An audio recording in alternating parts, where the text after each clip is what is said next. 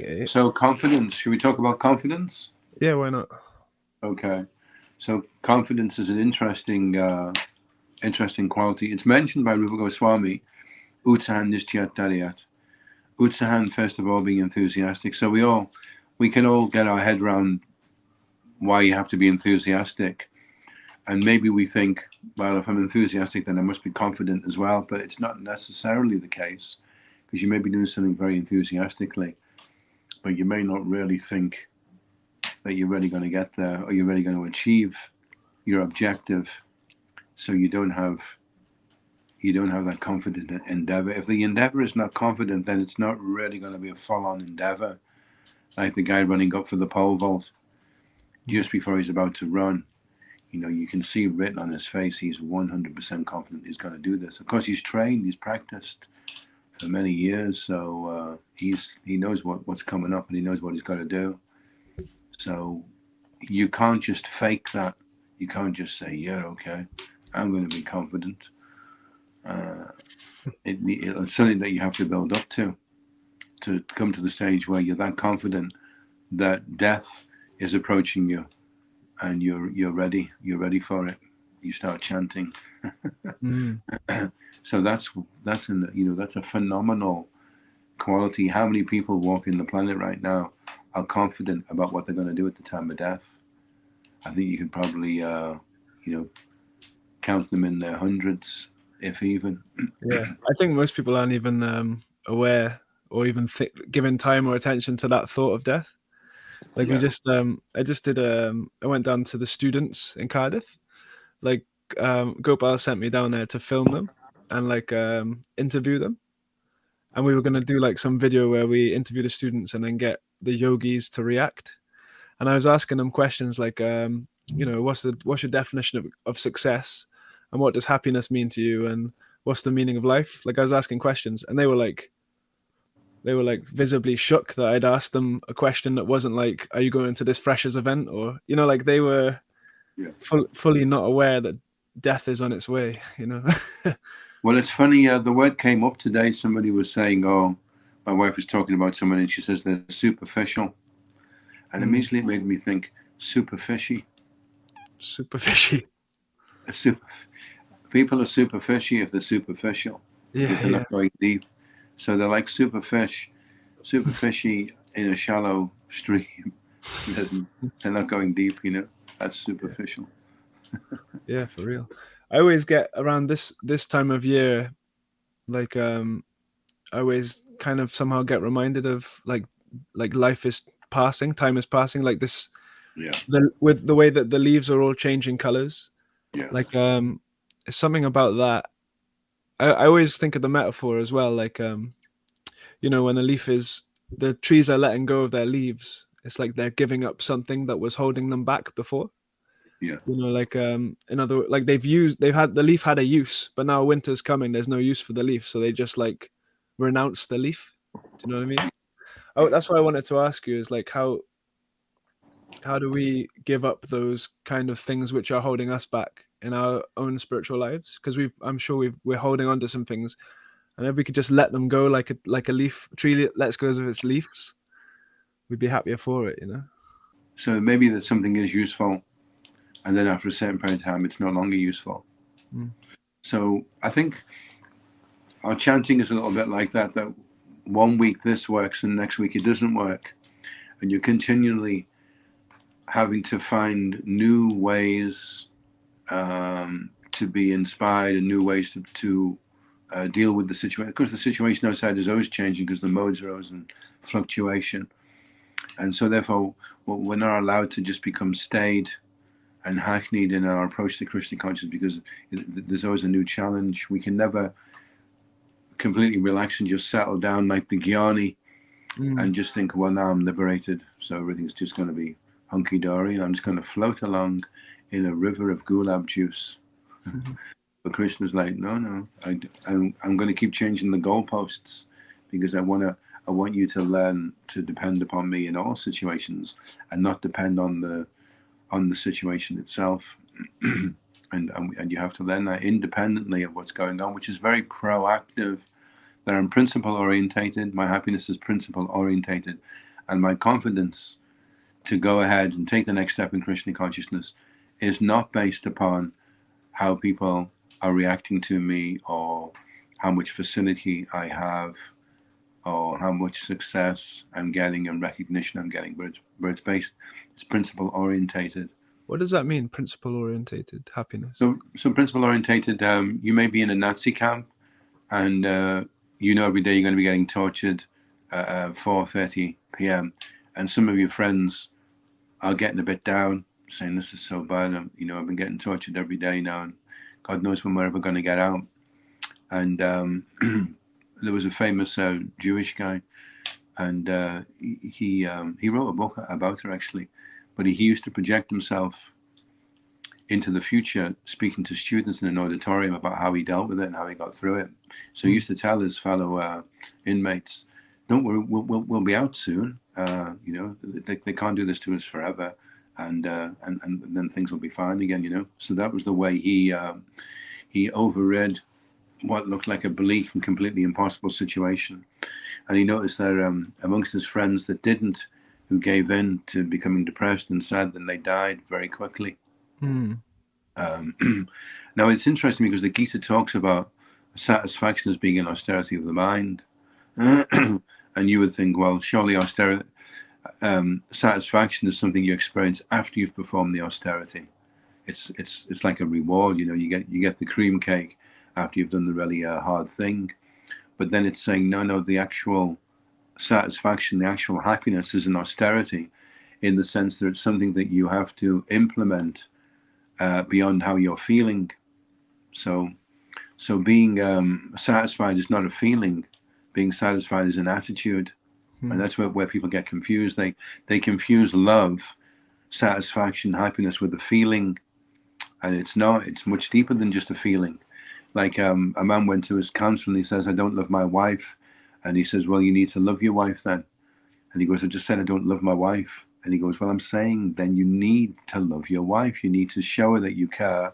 You need to show her respect. You need to listen to her. You need to serve her. You need to love her.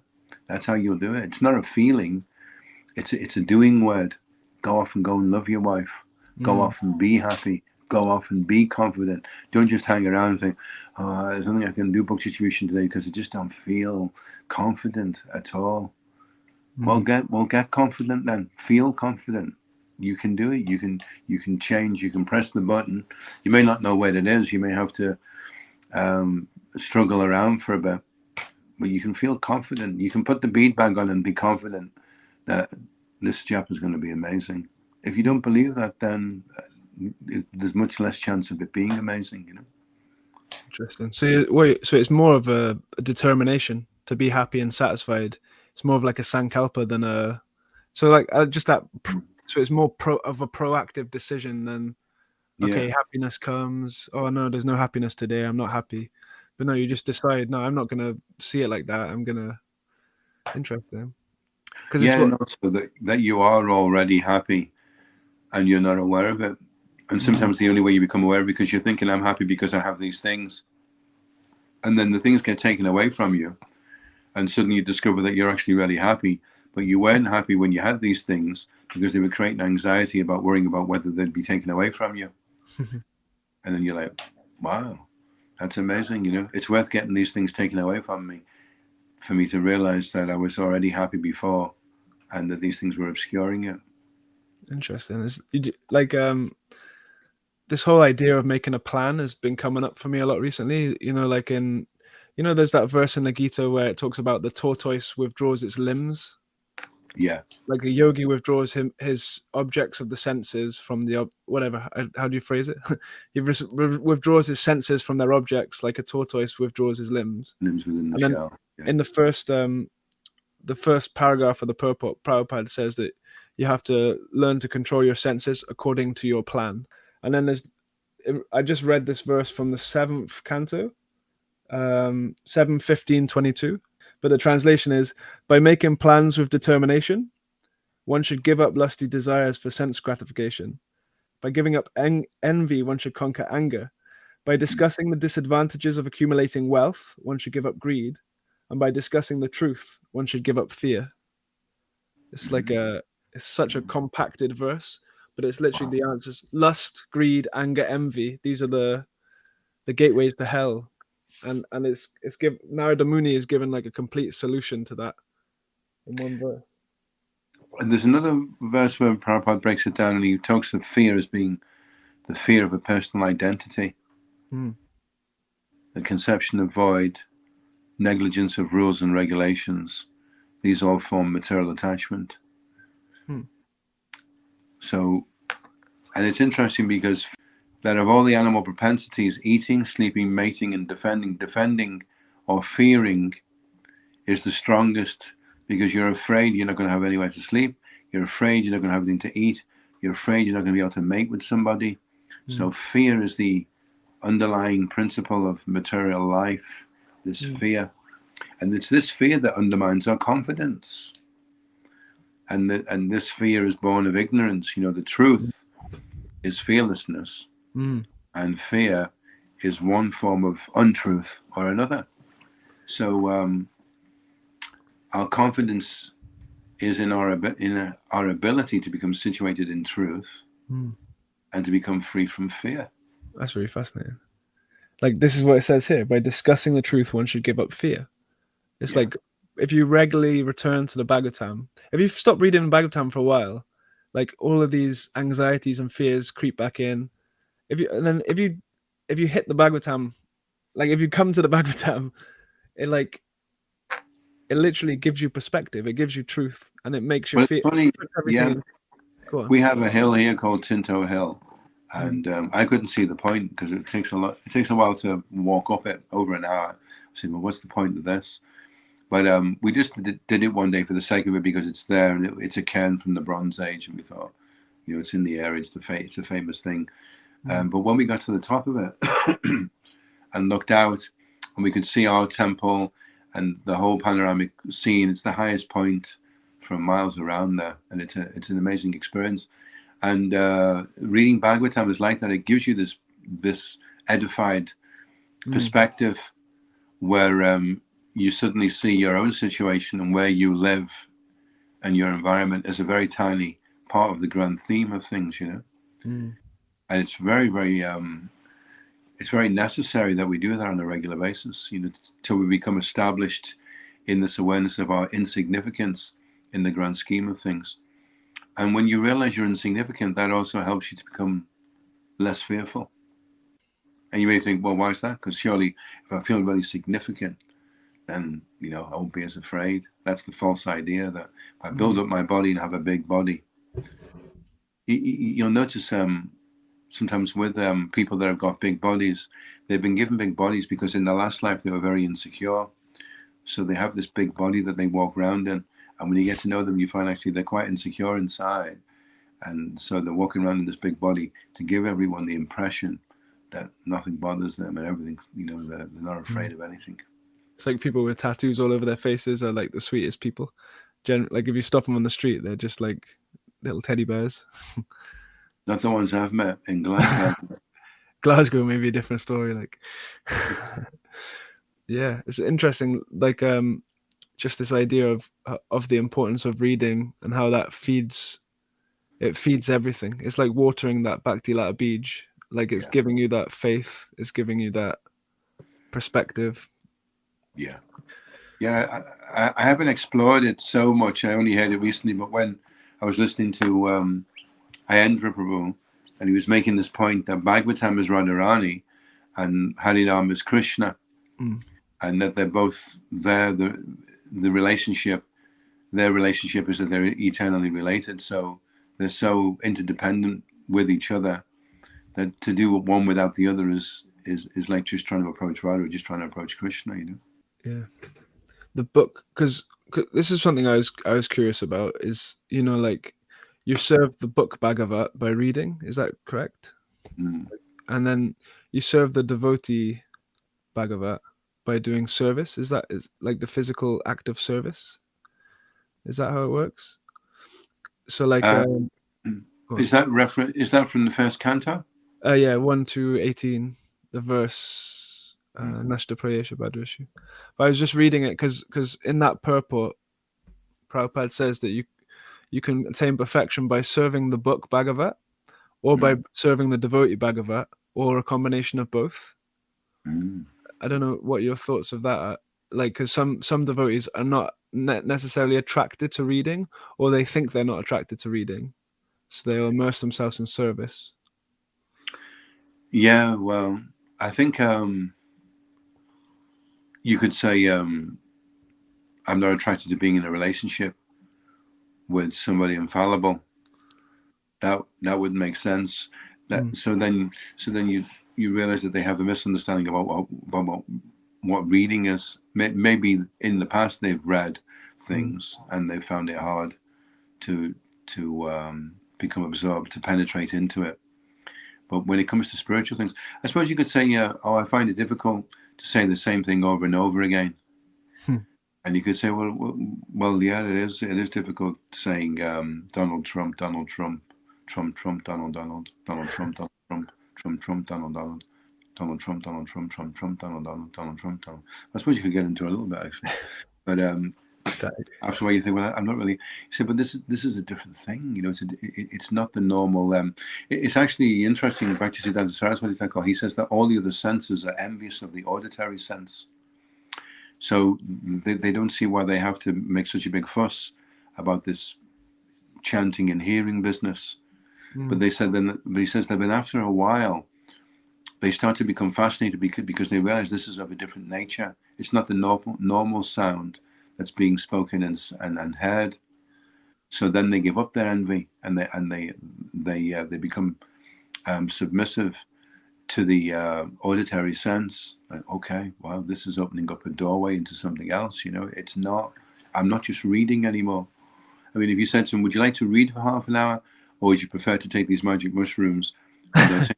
They'll take you into this realm, and you'll just be like lost. Your existence here will be lost. You'll be like, obviously you would do that. So you're calling it reading, but is it really reading? You're calling it chanting. Is it really chanting? If it really is done properly, then how could anyone want to refuse that opportunity to do that? Yeah, it's interesting. And then you've got the flip side. So some devotees are attracted to just like that cultivation of knowledge, and they want to do that and avoid the service. Like they want to serve the book. I don't know if you, because Prabhupada says in the purport that you can do either, but from what I've been taught, it seems like both is what's required. Well, I don't know. For me, serving the Bhagavad is to go and distribute it. Okay. And and to write it. Our duty is to. You see, the final thing about Krishna consciousness is everyone has got their way of. It's like if you wanted to teach art, which is something I would like to do, because I think everyone has got the ability to do art, but they've just not the they've not got the confidence. And you see with modern art, because you think, my God, this guy can't draw to save his life, but he's very confident about what he's doing. And then people get into it and they think, wow, this guy is amazing. He always uses the same type of theme and he seems to be indicating this or that. And so writing is like that as well. And it's our business. It's our family business. We all have to read the books. And why do we read the books? So that we know how to write the books. And because there'll be a certain way that we take to Krishna consciousness and the way we process it, which will be unique to how anybody else has, even the other acharyas. And to somebody that's very new to spiritual life, to hear your way of doing it, it's like for them, you're closer to them and you're taking them closer to studying the Bhagavatam and the Bhagavad Gita. But your book could be from the gutter onto the first step, where Bhagavatam's not from the gutter, it's actually quite elevated. Bhagavad Gita is a little bit not as elevated. And then Chaitanya Charitamrita again is more. But then where you're at and how you're relating to it could be something which would be easier for somebody that's not so spiritual to relate to. And you can bridge the gap, you can act as a bridge for that. I'm really attracted to that idea of writing like some kind of magazine or some kind of some contemporary presentation of Krishna consciousness. Because for me, when I was struggling to actually hear Bhagavatam, Prabhupada's Bhagavatam, which is, like you said, quite elevated, I was reading a lot of Satsvarup Maharaj's books, which are quite artistic, and they come from his angle, which is by some people's standards completely wacky, but by me, who is also a bit of a wacky artist, it was exactly speaking to me from where I'm at. So, well, if you look at the way the books are illustrated, I was reading his journal and poems for a while, and the way they're illustrated, he's chosen this particular artist, and the devotees are portrayed as like little characters in that cartoon. Oh, what's that cartoon called? Where they've all got snorkel jackets on. Oh, I know what you mean. I know it's a bit before my time, isn't it? I think. And it's not the Simpsons; it's the other one, which gets a bit more rude. But and but the way it comes over, it's like the devotees are not like super competent or particularly dynamic in terms of their material ability, but they're genuine, sweet souls making the best endeavor that they can, and they're loved and acknowledged by Krishna. That all kind of came over in the illustration. It was kind of like reassuring that, okay, there's a place for me here. I'm accepted for where I am, Yeah, one of the best books I read like that was Neem and the Mouse. Have you read that? It's by Satsvarup Maharaj. Yeah, I read it, but I can't remember it now. It's really nice. Yeah. It's about like a really incompetent brahmachari, and he can't go on Sankirtan, he can't tie his shoelaces, he's just useless. And he's up in the brahmachari ashram, and this little mouse comes out of nowhere. And he starts talking, the mouse starts talking to Nimai, the little brahmachari. And Nimai's like, wow, you're talking to me. And he starts preaching to the little mouse. And anyway, eventually he trains the mouse up on Sankirtan, and then the mouse goes into the mouse hole and preaches to the other mice. And then he has like a few little mice disciples. But the whole book is like really nice because it comes from that perspective of Nimai. He's useless, but he's sincere. And because he's sincere, he's able to really change the hearts of these mice. Yeah.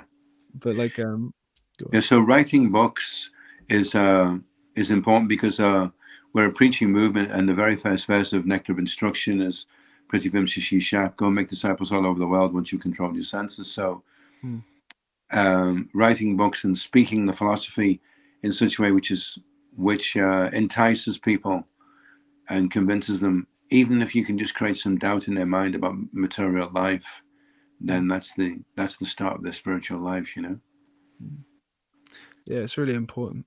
And so like these new mediums, because I messaged Shivaram Maharaj about, or I put on the Ask Shivaram Swami website, I asked a question about, a lot of us devotees were addicted to scrolling on our phones, like constantly just stuck in these traps. And I just asked him, how can we give up this tendency? And he said it's nothing new. This has been going on since the beginning of time. It's called Gramya Kata, or village speak. And in the past, it would have been newspapers or maybe gossip in this, but now it's just a more sophisticated version of that on a telephone. And it's just interesting. So now, like, Krishna consciousness can also be presented through this medium, just like before newspapers and books was the way that people would speak Gramya Kata, and newspapers and books was how you would speak Krishna consciousness. Now you can present Krishna consciousness through videos and tweets and TikToks and whatever you want to say. Like, I think and that would also fall into the category of writing, right? In one sense. Yeah. I think there's a place actually where Srila Prabhupada talks about. Oh no, it was in Shiva Ramaraj's book. It was in Srila Bhakti Chintamani, and he says in there that preaching can also be can fall under many headings, and one of them would be doing dramas. Dramas. Oh yeah, you're a dramatist. And I like the idea of because when we do these little skits, we do Liquid Beauty. It's very entertaining at first. And there was one man, he was sitting with his girlfriend in Liverpool, and he had his arm around her. And during the course of the lady revealing to the man what was in the pots, that she'd stored all the stuff that come out of her body, and he took his arm away from his girlfriend and sat about 6 inches away from me, you know. And I thought that was funny because they'd both been laughing along and just hugging each other, and then suddenly it was like, oh my God. Yeah. It was getting through to them, and it was a good way because they didn't have their guard up. They were just like, oh, this is going to be a bit of a laugh where we go in here with this, and then oh my God. And it was the same with Narendra Muni and the dog. We did this one in the Preston Temple, and all the Hindus were there laughing their heads off. And then during the course of it, the guy eventually comes back as a dog. He keeps coming back all the time. Narendra Muni keeps saying, you want to come back to Godhead now? And then he comes back as a dog. He goes, you want to come back to Godhead now? And the Hindus were starting to realize that this was them. They'd been putting off this because now the daughter was getting married, and now the kid had been born, and now the kid goes to school. And it's like, that's what I'm like. I'm getting older, and I'm still putting it off, saying, look, once I retire, I'll do it. And it never happens. And then you come back as a dog, you know. So it's a great way to have people open. And once the message goes into their hearts and resonates, then they can never really forget it again after that. In like a needle, out like a plow, and yeah, it's interesting. Or in like a plow, and not like an atom bomb. Yeah, it's crazy though. Like the potency of some genuine truth, the impression that it can make. You know, like connecting to someone and actually speaking truth. Yeah. That's the beauty of Sankirtan, I guess. You can connect to people like that. You can give them the truth, basically. Yeah, your ability to do that is really your ability to immerse yourself in Nam Sankirtan, in your own japa. You become immersed and you become electrified by contact. And then when you go up to people, there's a certain radiance, a certain effulgence that's there, and it fascinates them, you know. And the Lord in the heart is saying to them, this guy's good, this guy you can trust, this guy's your friend. And they just feel that they want to give some money and listen to what you've got to say and accept what you're saying as truth. All these are all like hidden factors that are taking place according to how well you've performed your sadhana before you've come out to preach or write your book or whatever it is you want to do. And that confidence is really, it fascinates people. That's why you have con men, confidence tricksters. There's one in Liverpool, he goes, hey, you, yeah, you, come here, yeah, you over there. And he's just shouting at people in the middle of the street. We saw him doing it in Liverpool. And there was a guy that was just standing by and looking around to see if there's any cops, you know. And he goes, you, yeah, come here, see this? You know Chanel, 50 quid a bottle. See this? 2 of them. Tell you what, not 25, not 10, not a fiver. 2 Chanel, 1 quid. And everyone runs forward, you know. When the guy goes away and they take the lids off the bottles, it's tea. It's cold tea. What the hell? And he just conned them all.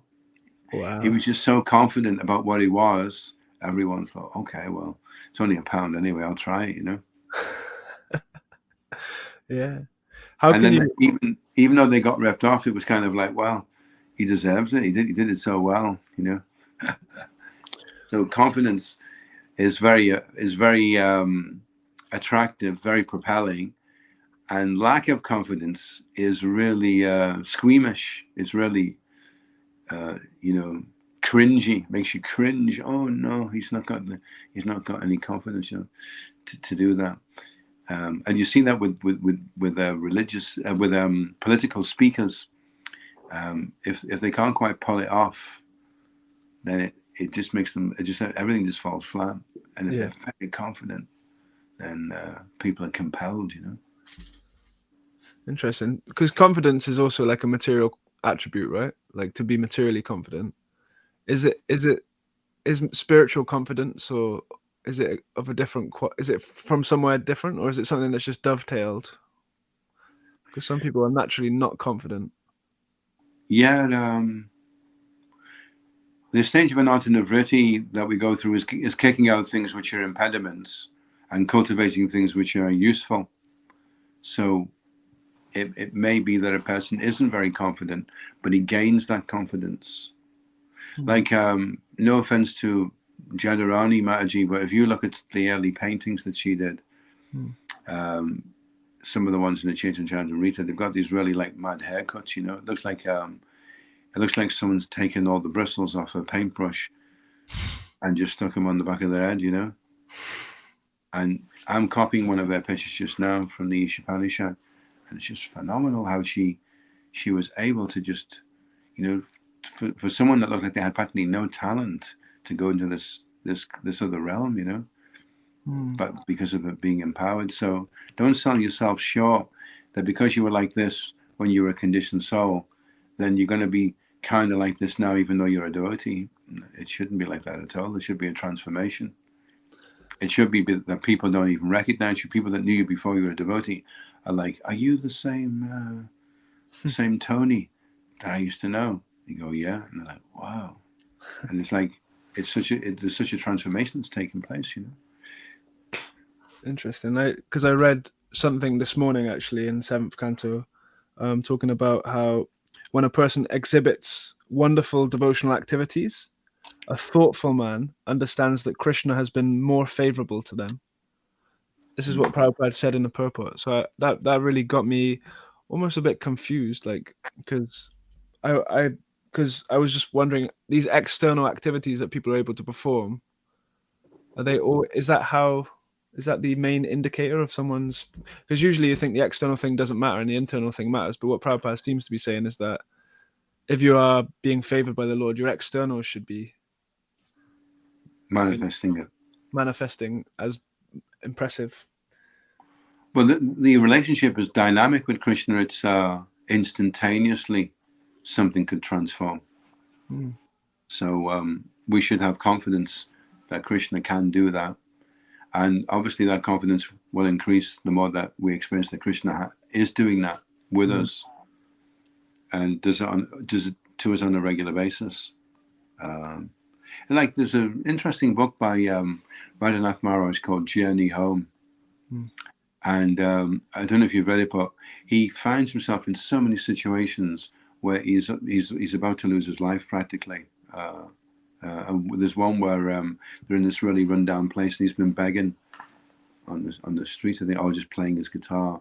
And then this gang wants to kill them, and they're trying to push in, and they're all pushing against the door to stop them coming in. If they had got in, then it would have been messy, And then right in the midst of it all, he just starts praying. So many places where he just, right in the midst of it, he just starts praying, and then suddenly the whole situation transforms, and Krishna steps in. So maybe sometimes we forget that's part of the whole process, is that you come to the point where you suddenly realize, actually, there's nothing I can do here. Now I'm needing you to help, Krishna. And I guess so. Confidence grows over time, then. Yeah, well, it's a quality that we're cultivating, isn't it? Like the Bhakti-lata Bij. So that Bij is all the different rules and the regulations that we're following, which are helping us to diminish our fear and increase our confidence. That's really what's going on. And the ongoing, the work in progress, as we assimilate more and more the information and put it into practice, and becoming more and more aware of our Swarup, who we really are in relationship with Krishna.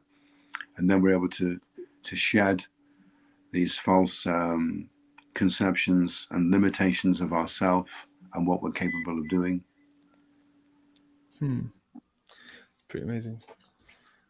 Well, Prabhupada was amazing, wasn't he? There's a book called Without Fear by Rupa Vilas, and there's this amazing picture of Prabhupada on the cover of the book.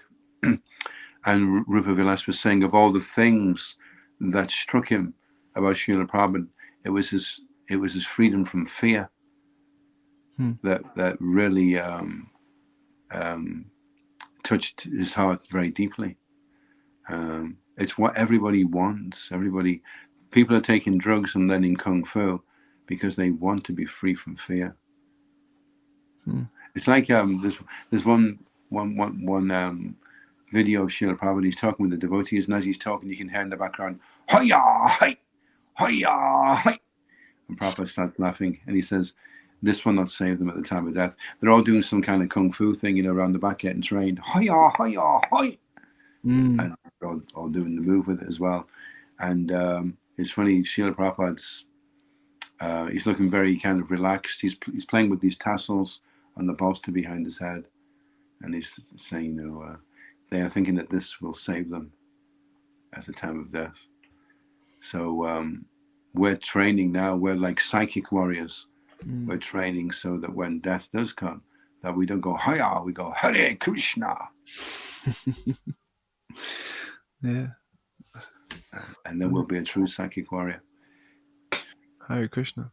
Well, that's amazing. I guess we could just finish it there if you want. It's up to you. Yeah, that'd be great, because I want to have something to eat. Okay. Well, thanks for your time and your Yeah. knowledge and wisdom.